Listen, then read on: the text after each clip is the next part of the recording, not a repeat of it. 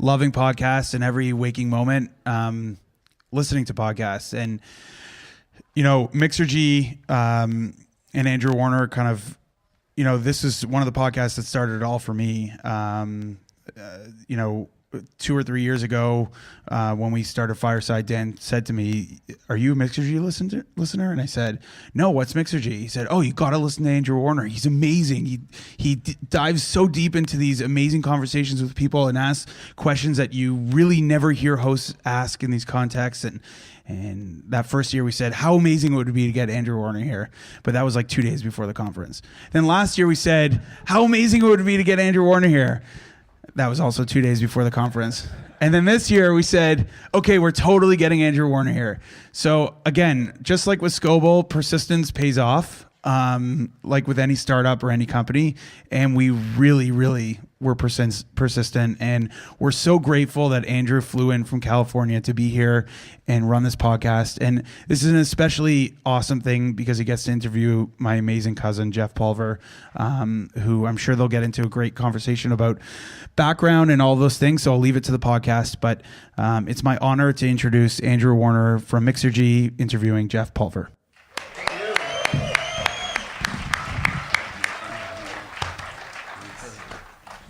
I interviewed Jeff before in 2011, and I looked at the headline from that interview, and it said, "A $40 million exit doesn't eliminate all problems." That's true. Could create them too. One of the things that we talked about that moved me was how he made all this money. I think most of you know Jeff, but he's a pioneer in the voice-over internet industry. He's the founder of Voice on the Net events, which were huge, Vaughn. He's the co-founder of Vonage.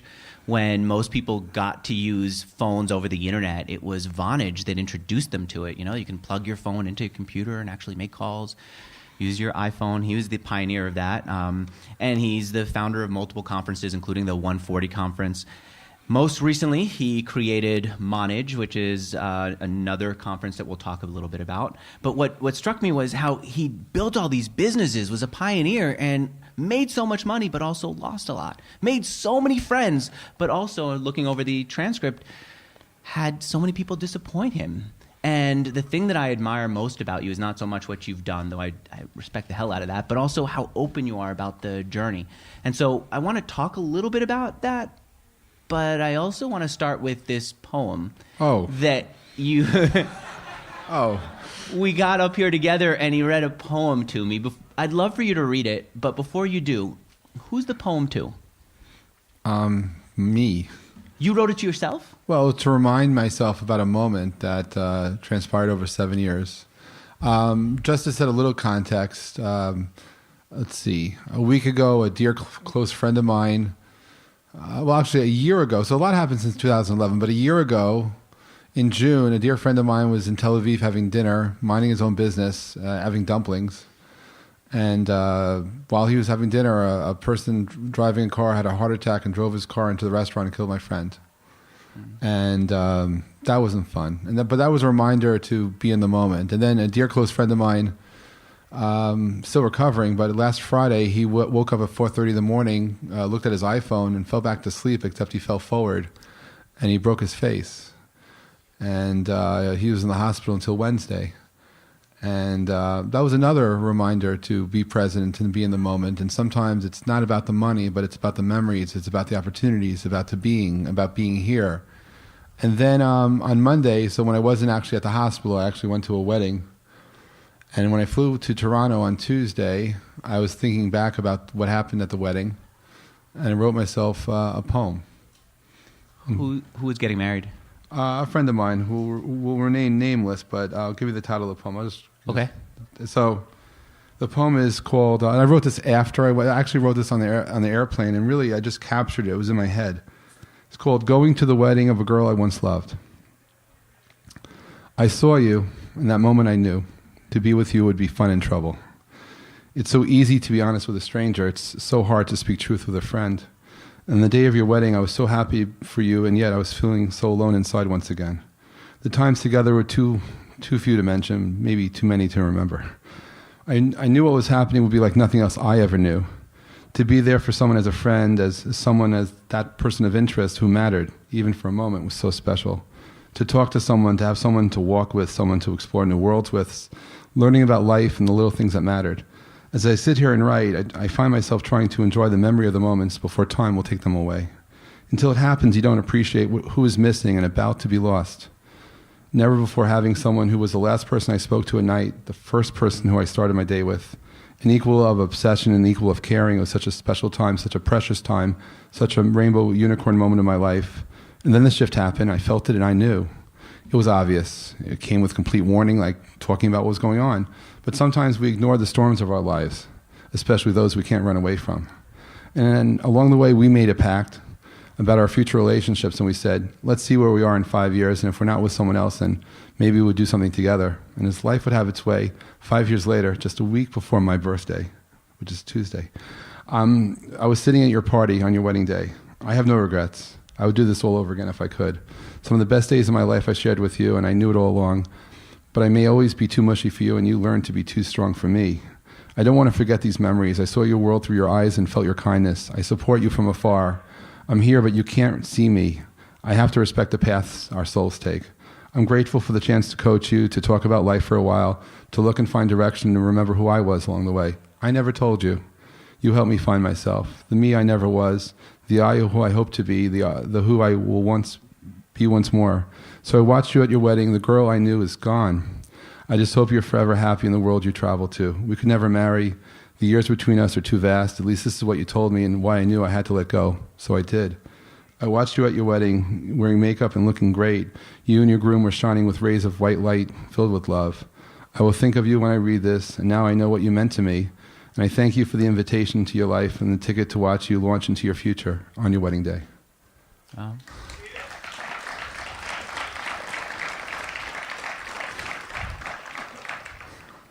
You didn't date her, did you? No. And you loved her. I guess, yeah. And you said, you I guessed. I never first told. phone call last. I never told her. But yeah, I never had anyone in my life would talk to the last person I talked to at night, and the first person I talked to in the morning. You were how old? Do you mind if I ask? Yes. Really? But I'm turning 55 on Tuesday. And you hadn't found love yet? Not that kind of love, no. Really? Yeah. We're now in a summer camp. I was talking to people who'd gone to camp here and other places. They had their first kiss at camp. They had their first love, their first sexual experiences here. Yeah. And you didn't have that. And you didn't have that kind of love even back then? With this person, it was not like that. With anyone. I'm sure I may have, but not like the intensity of what I wrote about. I mean, no, I actually never in my life ever had anyone who I'd speak to even when working on deals, this was like went on for a long time. So here's the thing that struck me. I went back through the old transcript of my previous interview. You at the time were running the 140 conference about social media. I asked you, do you have staff? You said, no, 0, exclamation point, just me. I said, why? You said, no one can disappoint me. Do you remember that? Yeah. Where do people disappoint you? That's a very open-ended question. Well, I disappoint myself, so let's call spade a spade. It's not a matter of disappointment. It's a matter of setting expectations. It's a matter of wanting to do the impossible when I think it's possible. Maybe it's not.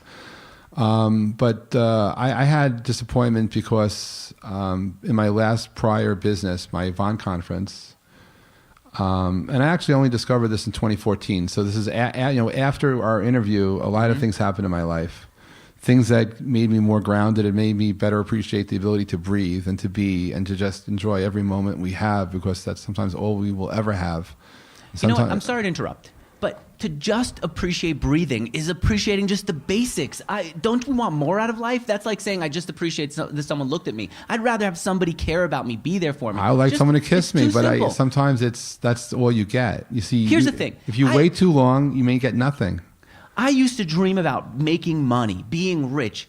I assumed you get to $40 million exit, a real exit, that life becomes easier at that point. That doesn't happen. Oh my God, that was so hard. Do you know, that was hard? I was never so more depressed than when I had my exit, ever. Depressed about what? Well, you see, so I had one company that actually sold for $57 million, but the circumstances around that was that. So I started I got fired from my day job in '96. So I always believe that getting fired can save your life because it saved my life. And then You were the IT guy at Cantor Fitzgerald. Yeah, so I was lucky to be fired. I'm grateful for that. And then 3.5 years later, I built up a conference business, not knowing anything about the conference business other than attending conferences. And I felt so guilty about selling my business, but I sold it for one day for $57 million. But due to the effects of 9/11, I had no upside, so it got written back down to 40. But at that point, in order to make those conferences happen, I had spontaneously like 10 other companies. I had a record label, I had a internet radio station, I had a production company, I had so many other businesses. But when I sold my business, only 7 people had a job. But I refused to fire anybody. So for 3 years, I kept people on payroll until they quit.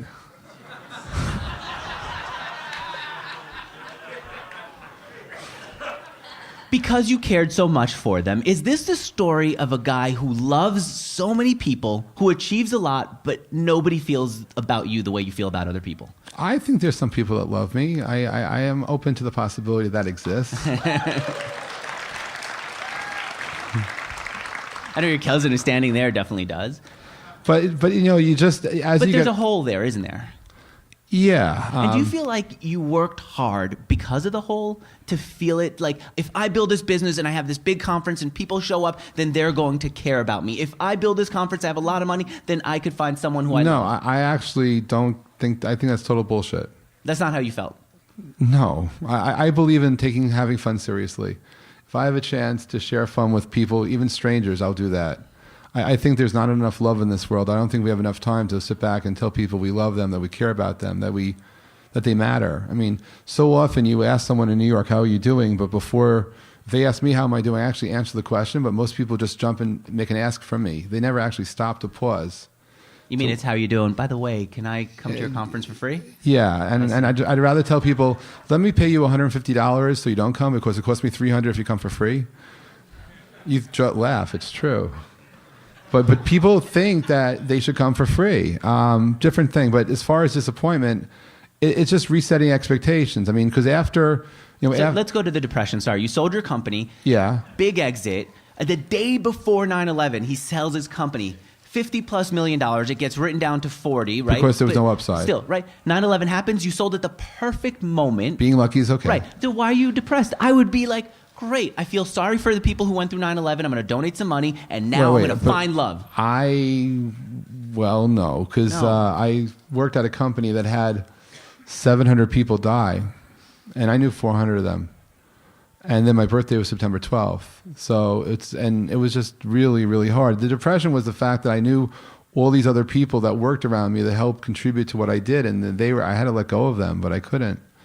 So I just was like, I wanted to do more, but I did what I thought was the right thing at the time to sell the business. And then the disappointment happened years later. So actually, 17 months later, I actually bought my company back. Because 2 weeks before, the company I sold my business to actually would end up going out of business due to the effects of 9/11. But 2 weeks before that, as lucky as I am, I bought my business back for like 12 cents on the dollar, built it up again, and in 2006, I had a chance to sell it again. But it sold in 2007. But the problem that I ran into, which I only discovered when I was in the hospital in 2014, was that the company, after all these people worked for me for many years, the team suggested that they should do a management buyout. So they did, and I facilitated that. They bought 60% of the company from me. I kept 40% of the equity. They made me a chairman emeritus. They actually truly stopped listening to me for any ideas. And the first conference that happened was in the fall of 2007. And what I didn't realize was that, and this is all conjecture from me, but I didn't realize that the people who were running the business cared more about themselves than the company. And let's just say that in February 2008, a relative of mine who might have been CFO of the company neglected to make a $10,000 interest payment to the company that financed the business. So on March 19th, 2008, the company that financed the business foreclosed on us. Wow. And that was kind of devastating because I wasn't prepared for that. In fact, I realized, it took years to realize what happened, but on that day, I was in shock, and I realized that people would rather protect themselves than protect the company, and so that's what happened to me. And I had just signed a 5-year non-compete, so I figured, why would I ever compete with myself? So I couldn't do the Vaughn conferences.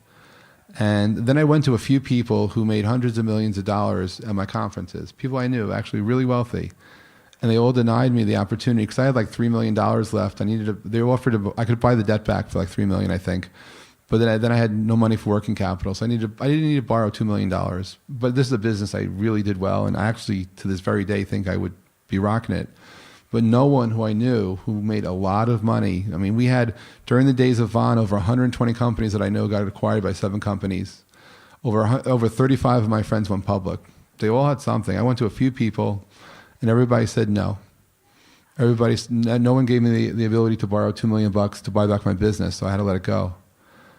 And that still hurts right now, because there are days when you're only useful to someone when they can get something from you.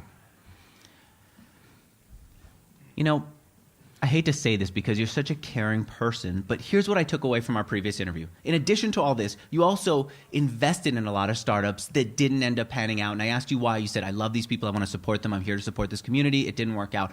What I took from that was, Andrew, don't be such a nice guy. Love everyone, but have a boundary to your love, right? Because it's so easy. I live now in San Francisco. Every friend of mine has a startup, right? It's so easy to say, I love you, I care about you, I need to invest, right? So easy when someone asks for something to say, great, we're friends here, yes. What I took from this was, be loving, but not as loving as Jeff. It's too painful, it's too hurtful, and it's a sad thing for me to say out loud here to you, but am I wrong in taking that away? Yes. Why? $40 million, you end up with 3, and not even a friend to come and say, I see you, you're a great conference organizer, I'll believe in you. Well, there are things which I'm not going to allow to be recorded on this podcast, which explain some of the differentiation. But maybe a future podcast will go into how the money disappeared. Well, it's been 6 years. You still can't say it. No. Does it have to do with the relationship? Not the one that I wrote a poem about. But a relationship.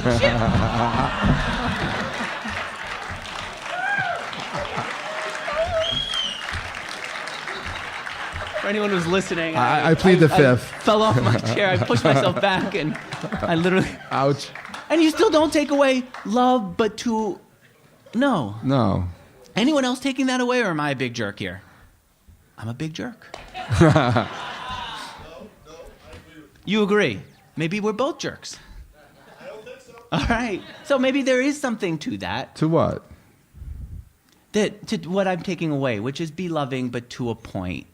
It's all about timing. Look, I happen to be very fortunate that, some of the companies I've invested at this point in over 400 startups. Twitter was one of the investments? Yeah, so in 2007, when we were running out of money, Fred Wilson tweeted that he led the Series A round in Twitter. Now, Twitter was a company I was actually using this product back in 2007 because for me, Twitter was the radio of the internet.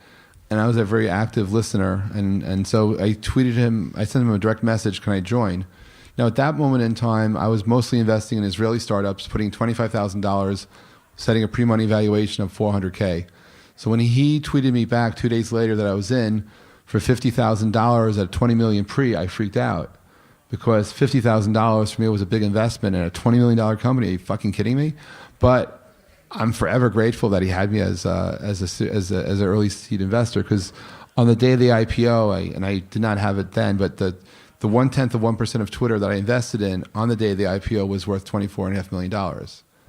So, yeah. So, that's one investment. I did. And that happens to start. I see. I did okay. I've asked you a lot of rude questions, some in private, some here.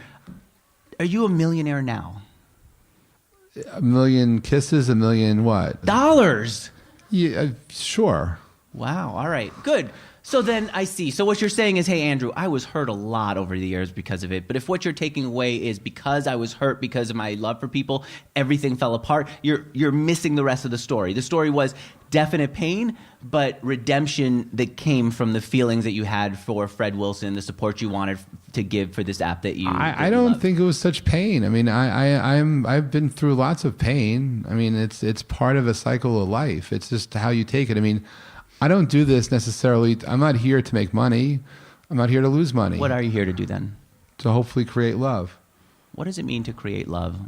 It's so much easier to say, I'm here to create money. I go, frankly, to I'm not, Merrill Lynch, I I'm know how not much against making money, but So it's then like, do you what want $1 does it mean to trillion? make love? Do you want to make $1 billion? I can make $100 million. I mean, I can do that. I'm going to say yes to all those things. What are you going to do with $1 trillion? I don't know, but basically, So I have it's gonna friends. be- I have friends of mine that are not satisfied owning 300 million. Their goal is to go to $1 billion. And the few people I know that have $1 billion, they're going for a T. Like, what the fuck? I mean, save the world. It's just another digit. So what does it mean to add more love? It's to do things that help increase the frequency, the energy of those people around us, so we vibrate at a higher frequency. So maybe we can make the world a better place. Maybe we could have less stress in our lives. Maybe we can smile more. That's what you want. If you could, everyone here, have them smile more, be happier, that's But gonna truly make you feel happy, good. not fake happy. Actually be at peace, not be worried about where things are, and learn to be present so that here you actually are present, because most people, when I meet them, they're more focused on where they just came from and where they're going, that they're never with me. If you ask me where I live, I'll be quiet and tell you wherever I'm sleeping tonight is where I live.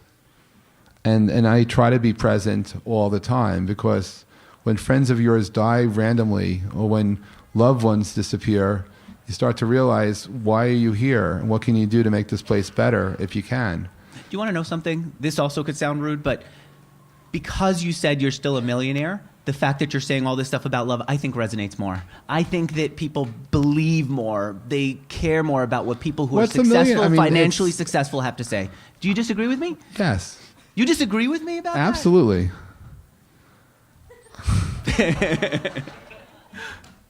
And why is it that airlines only care about their loyal customers? Why do they only care about all their customers? Why do we have a society that we only reward people when they come back for business many, many times? Don't you think that everyone should be treated as a VIP? Don't you think everyone should be treated equally? Why is it that we create a caste system so that only some people's voice matters? I mean, we living in a time right now, it was historically, we had two types of people in this world, right? Or three types. People that were infamous and people that were famous. No one else mattered. I like to believe we're living in a time now where everybody matters. And I think that what we have behind us, I mean, if you ask people here about legacy, what they want to be known for, what's interesting to me is in 2017 to 2117, you'll find that 100 years from now, people's relatives, future relatives, will actually understand their relatives much better than we ever did before, because we're living behind digital breadcrumbs. Each and every one of us, every day, are leaving behind breadcrumbs. When I used to talk about Twitter, people said it was such a shit that people don't care about what you're tweeting because they don't care what you ate for dinner, they don't care about your day. But I'll tell you that, you can't, although they've proven wrong, you can tweet after you die. If you have a relative 50 years from now who wants to get to know you or is having a bad day, they may find out that another relative had a similar day and things were okay. That we're able to provide a connection. I mean, one of my biggest regrets was my dad died in 1998. And when I went to my grandfather's house after sitting Shiva, I saw a photograph of my father as an 8-year-old having his photograph taken. And I was thinking, if Twitter was around, the photographer might have tweeted what he thought of my dad sitting in the chair having his picture taken. My dad may have tweeted what he thought of having his picture taken, but the mistake I made was not asking my grandfather what he thought. And I think we're living in a time now where we're able to capture these moments and create digital breadcrumbs, all our photographs, all our words, or our statements, and we can perhaps, not necessarily the best way, but we can recreate moments of life and leave behind a legacy of love to others, to understand that if you're having a bad time or you're having a great time, we can share that in the history of our lives so that everyone's voice can matter. And we're living in a time where we'll have 8 billion people on Earth soon. Never before in our history have we ever been more connected. Never before we've had an opportunity to connect more people than ever before. And in the future, we'll be able to share our lives, share our voices, share our histories, and hopefully give comfort. I like to think that, but the truth is, if I think back on my tweets, a lot of them are trying to make some kind of impression that would lead somebody to go watch one of my interviews, an impression that makes them think that I'm somebody worthy of buying from, right? It's not the and real my thoughts. tweets are like, the best gift you can give someone is to believe in them. that the best, and I write to the heart. You write to the money.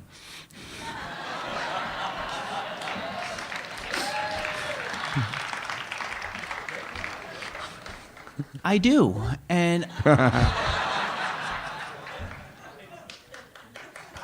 thank you. I actually think that we underplay the value of money. We end up with so many relationships where people are not in the relationship because they're in, how do I pay the rent? Robert Scoble the other day said, if we could give people a basic income, they will stop thinking about how they can feed themselves and start thinking about things that are more creative. I think there are too many people who are thinking about how they could feed themselves. Absolutely. I care about the money a lot. And I'm excited to hear that you've made money. Let's talk about your...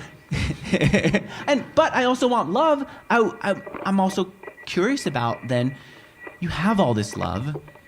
I do. But I feel like you still haven't found someone to love.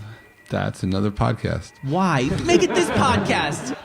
You made people cry here last year. You told me you made people cry. I didn't make you, they cried. You didn't make them.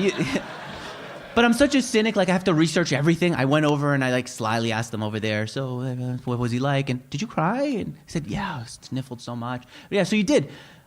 So be open here. You don't hold back. Am I being closed? Yes, about this. Why do you feel like you don't have love? You have love to give. You care about people. You have money. You have a lot. Why not love? Be open. I'm not against it. But why do you feel like is it because you feel unworthy of love? Like you told this woman in the poem, no, you told the woman in the poem, it's okay. If I had to do it over again, I would do whatever I did that led you to this person. The last 2 years, I coached her when she went on a dating site. I helped her coach to find a fiance. I actually explained to her what her boyfriend meant when he spoke. Do you feel like you're unworthy of love? Not at all. Then what is it? It's where I spend my time.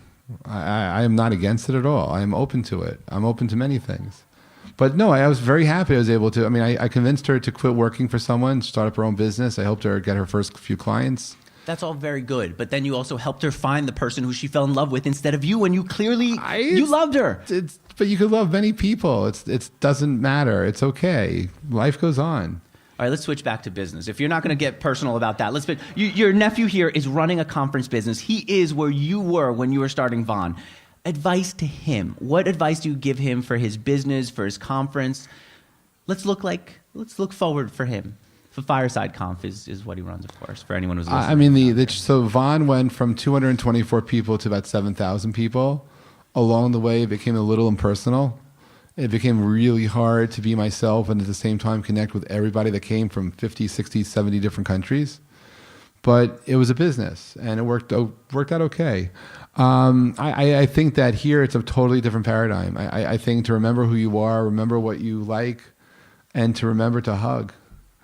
And to be, the love stuff really bothers you, doesn't it? Yes, it does. Wow. Because how many people are walking around with love but financial problems? Love, but they're not expressing who they are in this world. That love is not substantive. I could fall in love with everyone here. I don't think it would make my life happy.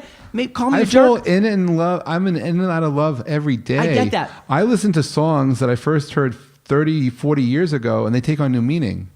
And I didn't understand. I couldn't appreciate the genius of Lennon and McCartney, that how in their 20s they wrote about life in their 70s, how they able to actually express love in ways I just never got it. But I love music. I love people. I love things. And it's, and if I find someone who could be as open as I am, I'm open to that. It's very hard, because I get blindsided from people who want something from me, and they'll be not so open about it in the beginning, and then they want it. And it's like, how dare I not fly you from California to New York to see me for 3 days? Fuck me. It's like, okay. So it's like people are presumptive too. And it's like, it's a hard thing to be open, to be balanced, and to be real. And I have feelings too. And, to feel lonely, I think is okay. I'm not saying that I'm weak. I get strength from being able to focus. I get strength from being. What happened to me most recently though. So after your podcast in 2014, I figured out how to get rid of a lot of weight. I had a seizure. I went through a physical routine. But this past August 7th, I was in Turks and Caicos, flying back to New York. I had a seizure again, also due to dehydration. And I'm forever grateful for the person who stopped my head from banging into the wall, because I maybe wouldn't be here right now. So it refocused where I am. It's not that I don't care about making money. I would love to make money. Maybe the more money I have, the more I can share. I believe in dreams, unlike maybe our president. And I like to believe that we can find people to invest in, people who need that help. I mean, when I have money, I invest in dreams. When I don't have money, I still invest in people. I invest my time. I share. And I think it's all connected. And so don't think that of course, I believe I'm worthy of love. Yes. That was a bit of an armchair. It is my birthday on Tuesday, so I'm very, very much open. But hey, it is what it is. But the reality is that for me, it's about, if you're looking at business, for me, I ran a small event in Turks and Caicos this summer where I asked founders. I asked them several questions. I asked them, how do you define success? How do you find failure? What is your roadblocks? And how do you get there? And I felt like I was running, it was therapy. And I found some really amazing answers. But it came down to, for me, when I ask about success and failure to me is not learning from your failure. That's the only failure I know. Otherwise, most people, when they've a failed business, they're introspective and they learn from it. But the things you can't make mistakes, that's messed up. So I try to look to help from what I've learned. I try to be to process the mistakes I made and to be better. I'm always trying to improve. I'm not always open on Twitter, but I'm open in these interviews. I have to be open and tell you that I'm still now going back and taking away from this love less. Here's why. Here's why. Yeah. Oh, come on. Okay, hold it. Give me a second. I got a hot mic here. I know. That's the point. If you're listening to the podcast, find someone to give them a hug to. No, don't. Here's the thing. I'm looking at you, and I'm looking to see at least some sign of happiness. And I am happy. I have to be honest with you. I'm sensing a sadness. I'm sensing some longing, some missing. I'm not sensing this enthusiasm when I talk to you. And that's what makes me feel like, all right, maybe Twitter thing worked out, but the rest didn't. No, it's not true. I have a bunch of exits, but I don't publicize them. I mean, the reality is I'm actually starting a brand new venture fund. I'm in the process of raising $50 million. I plan on investing in dreams for a long time to come. So for me, it's a methodology to a madness. I've been very fortunate to have early access to people. But I'm not here telling you about that I have $100 million in exits or whatever I ever had. Who cares? I do. Apparently so. I mean, when I made Vaughn, I think collectively Vaughn made over $100 million. Here's why. Because if you tell me, be loving and here's what you're going to get, I want to see it, and I want to see it dramatic. If you're telling me, look, go buy Facebook ads and here's the results you're going to get, I'm more likely to take action. I would not do that. Right. I want to see the big result. And maybe what it is I'm seeing someone who's being himself. When Americans take photos, they smile. When you look at Russian photos, they're just like this, and it looks like the Russians are all angry and sad, but they're being themselves, right? If you take a photo of a kid without forcing them to smile, they're like this, just plain, right? So maybe what I'm looking for is for you to heighten the results for me so that I can feel that everything you're saying really leads to something, and maybe that's my mistake. But where I'm leading to is probably not where you want to go to. Maybe that's the mistake. Come on. Where are you leading? To a world where we have a chance to actually be there for a friend if they need help. I do, but I want them to be there for me, and I want my wife to be in bed next to me and love me just as much. So I want the money and I want the love, and I'm sensing that you don't want the money, you do want the love. I am in favor of money. I am in favor of money. I have nothing against money. I believe in it. We need it to cover our costs. There are times in my life when I don't have as much money as I've had before, but I don't think I'm ever less a person because of it. I don't think that my ideas are bad because I may have made a mistake or, I'm not perfect. But for me, I figured out in a very short period of time how to make tens of millions of dollars from the internet. Who cares? You do, but I don't.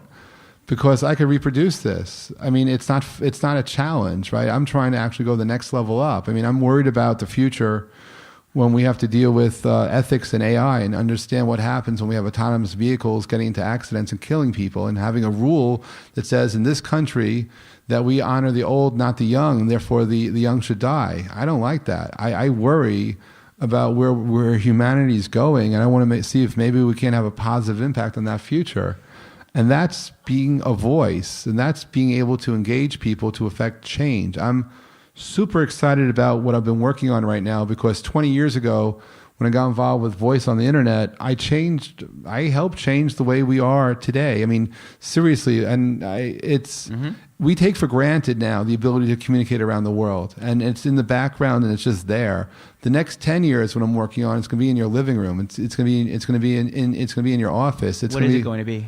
The way that we change, the way we use the internet, the way we actually interact with each other, the way that business happens, that's what I'm working on right now. I'm working on the immediate future. Can you be more specific, or is it too early? I could be a little bit more specific. I believe that as we, the people, start to become more and more distrustworthy of certain entities, that we need a way to be able to find ourselves secure.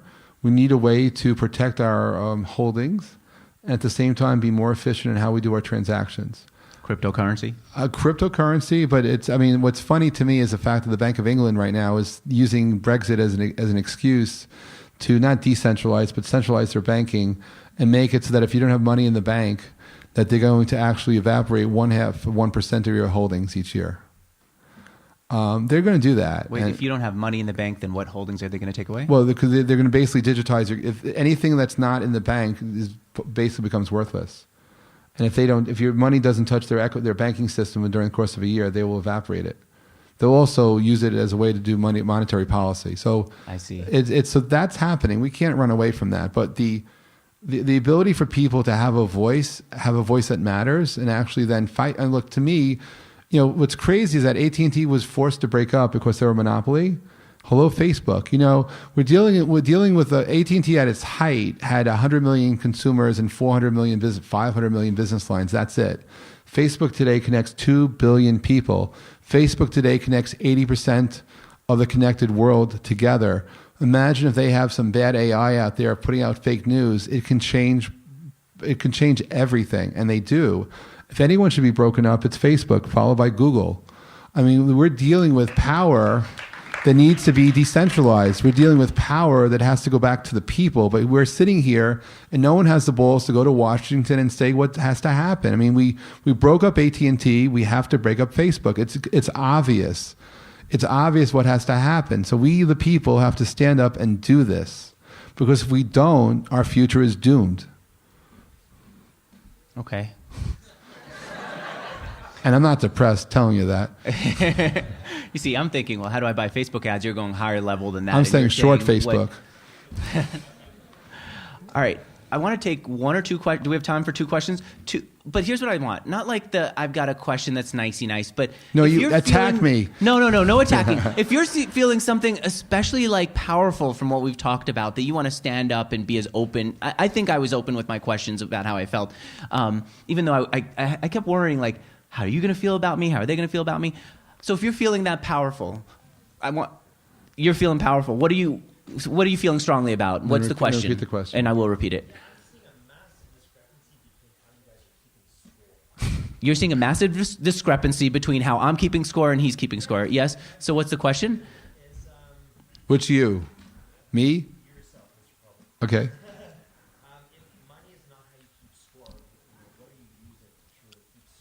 Okay, so I'll repeat the question for people who are listening. If money is not how you keep score, what do you do to keep score? How I affect and change the world myself. How do you measure that? And this is not a joke, but I did change the way the world communicates. The Pulver Order has facilitated the ability for the past 10 plus years for over 100 countries to have the ability for their consumers to be able to use the internet in an open and free way and not have to pay for communication services. I did that. That wasn't about money. I would like to do that. All right, so here's the thing. So you're saying if I hug, I could have that kind of impact. Let me ask this, guys. For people who are listening here live and also anyone who's listening to the recorded version of this interview, if you think I need to hug more, Yes. Hug me. Let's hug. I'm going to see if I could have some hugs here and see if you feel that what I was saying about I'm open to hugs too. We'll see who likes the hugs more. Let's hug. I'm willing to experiment. Really, I'm willing to try. You have to end it. And we'll take one other question. Right. If you think that if you agree with what I was saying, bring it up to me too in person. All right. One last question. You do feel strongly. What do you feel strongly about? It's really easy for someone who's made millions of dollars to say money doesn't matter. For people who haven't gotten to that space, it's a lot tougher. So, I'm not sure that you're feeling that anymore because you've already made your money. There was a point in your life that you haven't made money. It was extremely important to you. So I want to challenge what you said there. Why do you think it was important to me? Because otherwise you wouldn't have gone into a space to want to make a difference in the world. Different. Totally isolated. The question was, it's easy for you to not care about money now because you have money. There was a time when you didn't have money and you cared more about money, and you're saying at the time it wasn't about that. When I was building the conference business, I never thought about failure. I never thought about what if I didn't make it. It was playing roulette. Every time I did an event, I had to put all the profits into the next conference to put down the deposits in order to produce the event. And that went on for 2.5 years. By 2000, I was making money. But it was different kind of money. I mean, it was money as a return for my time, but I wasn't thinking about how much money am I going to earn. I was thinking about being able to make payroll, being able to make expenses. Today, I worry about the same thing. I'm about to make a major shift and actually build a business from scratch once again. Right now, I have 1 employee in my conference business. I'm about to go to 7. In order to go to 7, I need to grow my revenue in order to support the payroll. So it's going to be a shift all over again because I can't depend upon myself as a funding source for this business. So I damn well looking to raise money, which is what I'm doing. And I will build a business because I know how to do this. So I'm not against raising money, but money and me, we have different relationships. I give when I can. When I don't, people still come to me looking for it. I'm not able always to give what I want to, but it doesn't take away from my ability to share information and share dreams. I mean, when people ask me for advice, the biggest thing I ever tell people is to believe in themselves and to listen to the voice that got them to where they are. Because if you pitch someone your idea and they don't give you an investment, they just don't get what you're saying. I mean, I had this whole thing. When I was working on Wall Street, I had an idea for a web-based email in '94. It could have been Hotmail, but I didn't have the confidence. Someone told me it was a stupid idea, so I moved on. I had an idea to do online retail brokering, and someone said that was a stupid idea, so I went on. When I realized I needed new friends, and so I stopped listening to those people and started listening to myself more, and I gave myself that ability to hear and to do. And so I'm in favor. Look, if everyone who works for me can be trillionaires, great. But along the way, it's hard, and so I am pro money. I'm not a socialist who wants to. I know I am. Look, I'm in favor. I need to charge conference fees for my conferences. My hard time is when people want to come to my event for free. How do I say no? Just say no. Thanks, Just say no. All right, let me close it out with this because I know we're getting to the end, and we're going to go do Scotch night here at Fireside. Right?